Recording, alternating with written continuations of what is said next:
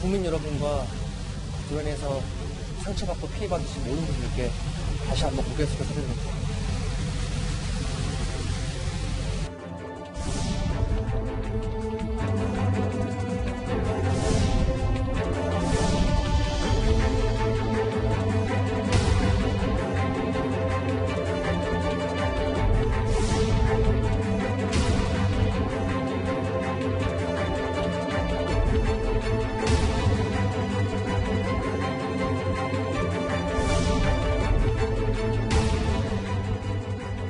연예인 박유천으로서 활동을 중단하고 은퇴하는 문제를 넘어서 제 인생 모든 것이 부정당하는 것이기 때문에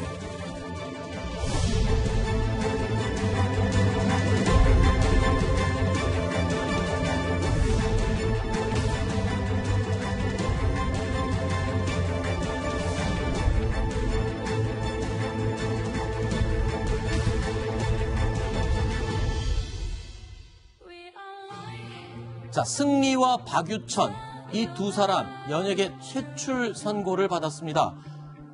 자, 두 사람 모두 2세대 아이돌을 대표하는 스타급 멤버들이었는데 위기를 모면하기 위해서 계속 거짓 결백을 주장하다가 더 큰 위기를 초래한 그 모습까지 아주 꼭 닮았습니다. 자, 성매매는 절대 하지 않았다라는 승리의 말 한마디, 절친이자 경제 공동체였던 유인석 전 대표의 진술 때문에 꼬리가 잡혔습니다. 성접대 혐의에 대해 여전히 부인하십니까? 국민 여러분과 주변에서 상처받고 피해받으신 모든 분들께 다시 한번 고개 숙여 사드립니다. 제가 어떤 말씀을 드리는 것보다 진실된 답변으로 성실하게 조사하기 바라겠습니다. 승리와 마찬가지로 유인석 전 대표도 사실 성접대 의혹에 대해서 일관되게 부인을 해왔었는데 결국에 유인석 전 대표 결정적인 증거에 무너졌고 이게 바로 승리의 발목을 잡았습니다. 대체 어떤 증거였습니까? 네, 앞서 말씀드렸던 것처럼요. 승리와 유 전 대표는 계속해서 성매매 알선은 절대 없었다는 입장이었습니다. 그랬죠. 하지만 경찰이 지난 23일 그제죠. 유 전 대표를 불러서 경찰 조사를 하는 과정에서 결정적인 증거 하나를 건넸습니다. 네. 그게 무엇이냐라고 보니까 이 성매매 여성들을 관리하는 40대 여성에게 돈을 보낸 송금 내역이었습니다. 아하. 이 내역을 유 전 대표에게 경찰이 건네자 네. 죄송하다 라면서 그동안의 입장을 번복하고 성매매 알선 의혹 자체를 시인했습니다. 아, 그러니까 성매매가 있었다라고 유인석 전 대표가 이제 시인을 한 셈인데 경찰 조사에서 유 전 대표는요.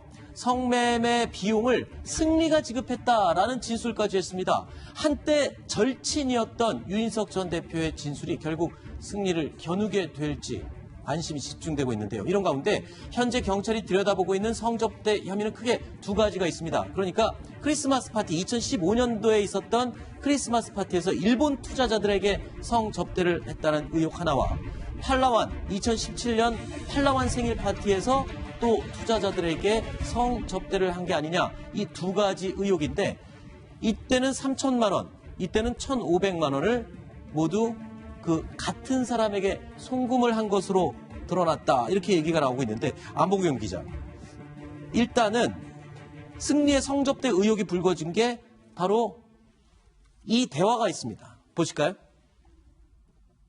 자, 언급된 투자자, 승리의 사업을 실제로 투자했다, 뭐 이런 내용인 거죠. 이런 내용인 거잖아요. 그렇죠. 네, 카톡 내용을 보시면요. 네. 이번 목표는 일본 분들이 바로 다음 주에 다시 가면 안 되느냐고 문자 보내는 걸로 해보자. 그러니까 일본 사람들이 만족할 정도로 우리가 그분들을 열심히 보좌해보자, 이런 의미로 해석이 되는데요. 네.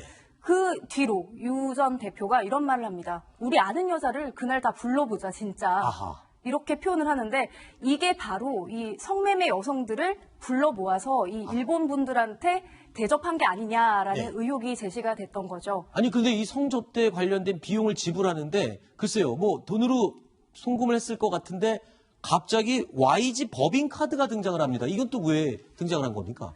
네, 이 일본 사람들이요, 12월 24일부터 2박 3일 동안 머물렀는데 이때 당시에 호텔, 에 머물렀습니다. 네. 이 굉장히 고급 호텔이었는데요. 네. 이 호텔 숙박비가 무려 3천만 원이나 됐습니다. 네. 그런데 이 호텔 숙박비 3천만 원을 승리가 YG 엔터테인먼트의 법인카드로 결제를 한 겁니다. 네.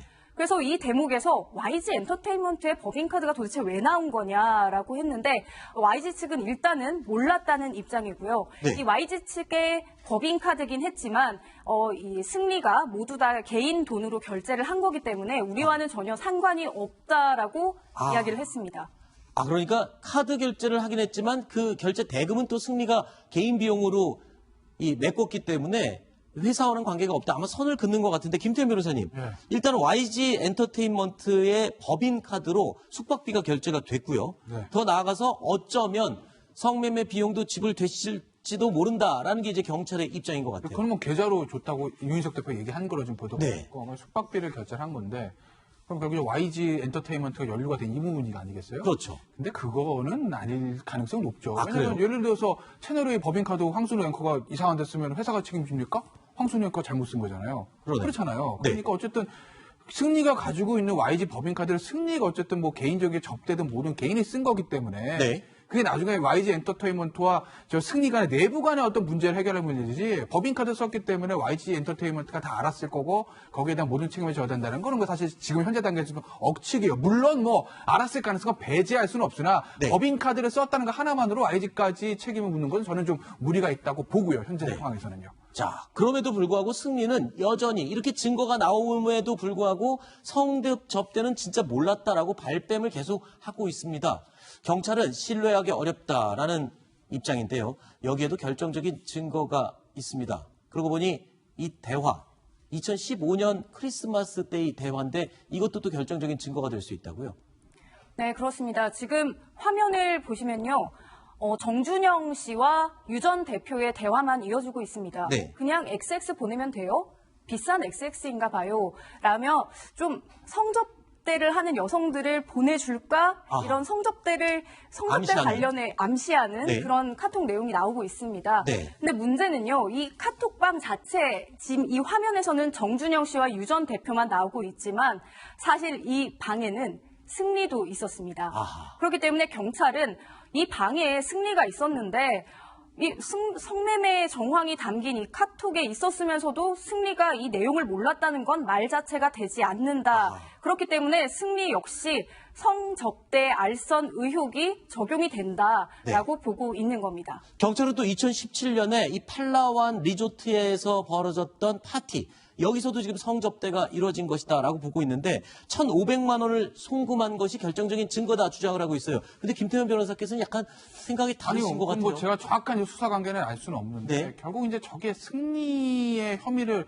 입증할 수 있을까? 지금 영장 신청을 검토한다고 하는데 네. 영장을 신청했을 경우 결국 영장이 나올 거냐 이거거든요. 네. 저는 개인적으로 느끼 나오기 쉽지 않을 거라고 봐요. 왜냐하면 일단은 일본 접대 같은 경우는 성매매가 맞는 것 같아요. 왜 윤석 대표가 일단 인정을 했으니까. 그렇죠. 근데 문제는 승리가 그걸 인지했느냐 그 부분이거든요. 네. 근데 카톡 메시지를 보면 어디까지 저희가 카톡 메시지 다 본 건 아니지만 뭐 정준영 씨한테 뭐 여자 뭐 이런 얘기인데 거기 이제 카톡방 있었으니까 알았을 거라는 건데 정확하게 뭘 알아야 되냐면 일본 손님들을 접대하기 위해서 내가 성매매 여성들을 일본 손님한테 보내줬어 승리야 알고 있지? 그래 이게 있어야 되거든요.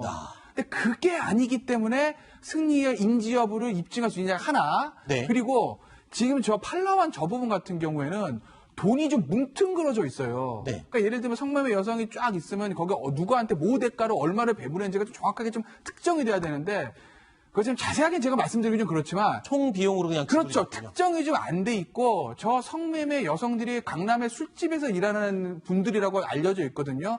그 특성상 저게 성매매 대가로 딱 특정해서 입증하기 쉽지 않을 거라는 게 하나 있어요. 두 개고 또 하나는 설사 입증됐다 하더라도 성매매 알선으로 구속시킨 경우는 대부분 뭐냐면 포주들입니다. 그러니까 내가 집단적으로 기업형 성매매를 해서 한 달에 수익을 엄청나게 벌었을 경우에 성매매 알선으로 구속을 시키는데 이건 사실 그건 아니거든요. 그러니까 도덕적으로 제가 승리를 잘했다는 건 절대 아닙니다. 네, 법적으로만. 그렇죠. 법적으로 그 정도 수익을 얻거나 하는 기업형 포주가 아니기 때문에 네. 과연 이게 영장에 나올까? 저는 좀 부정적으로 봐요. 자, 그리고 또 거짓말 때문에 부메랑을 아주 호되게 맞은 사람 또 한 명 있죠. 바로 가수 박유천 씨입니다. 자, 어제 박유천 씨의 채모에서 필로폰이 검출됐다는 사실 저희가 상세하게 전달을 해드렸었는데, 자, 결정적인 증거 앞에서도 박유천 씨의 항변은 여전한 것 같습니다. 아직도 마약을 하지 않았다는 겁니다. 국과수 검사에서 양성 반응이 나왔는데도 나는 마약을 안 했다고 부인을 하고 있습니다. 저는 결코 마약을 하지 않았습니다. 그 모든 노력이 물거품이 되는 마약을 생각하거나 복용했다는 것은 정말 상상할 수도 없는 일입니다. 그래서 제가 혐의가 인정된다면 이것은 연예인 박유천으로서 활동을 중단하고 은퇴하는 문제를 넘어서 제 인생 모든 것이 부정당하는 것이기 때문에 절박한 마음으로 왔습니다. 김태희 변호사님. 야, 자, 오늘 권창봉 변호사, 박유천 씨의 변호인인데 이 입장 때문에 또 더 논란이 됐어요. 그러니까 내 몸에 어떻게 마약이 들어갔는지를 지금 확인하고 있는 중이다. 본인이 알지 그거 왜 경찰에 물어봐요? 경찰 어떻게 갔어요? 본인이 알지. 그렇지 네. 않습니까? 본인 몸에 들어간 건데. 근데 참 같은 변호사지만 저 권창범 변호사도 굉장히 힘들 거예요. 굉장히 지금 당황스러워 아, 하더라고요. 당황스럽죠. 저랑도 통화했는데 그럴 굉장히 거예요. 당황스럽다고. 본인이 저 얘기 하면서도 민망할 수도 있어요. 네. 그렇지 않습니까? 마약은요, 검출이 됐는데 내 몸에 마약이 어떻게 들어가는지 모른다 그러면 그걸 뭐 누구한테 물어봅니까? 그렇지 않겠습니까? 그러니까 저 얘기를 하는 게 과연 이제 검찰은 구속영장 청구할 겁니다. 과연 영장실질심사 나갔을 때 판사 앞에서 저 얘기를 했을 때 과연 영장실질심사를 담당하는 판사는 어떤 반응을 보일 것인가? 네. 저 뭐라고 생각하겠습니까? 네. 반성의 여지가 전혀 없다 아니겠어요? 그렇죠. 가끔 이런 경우들이 있어요. 성범죄 사건 같은 경우에 그 정액 반응에서 DNA가 나왔음에도 불구하고 저는 안 했는데요? 그거 왜 들어갔죠? 라고 하는 사람들이 있어요. 네. 그것과 전혀 다를 바가 없죠. 알겠습니다. 저는 아직까지도 박유천 씨가 상황 파악을 못하고 있는 거 아닌가? 네. 저는 그렇게 봅니다. 알겠습니다. 8번째 이야기까지 살펴봤고요. 이제 9번째 소식으로 이어가겠습니다. 만나보시죠.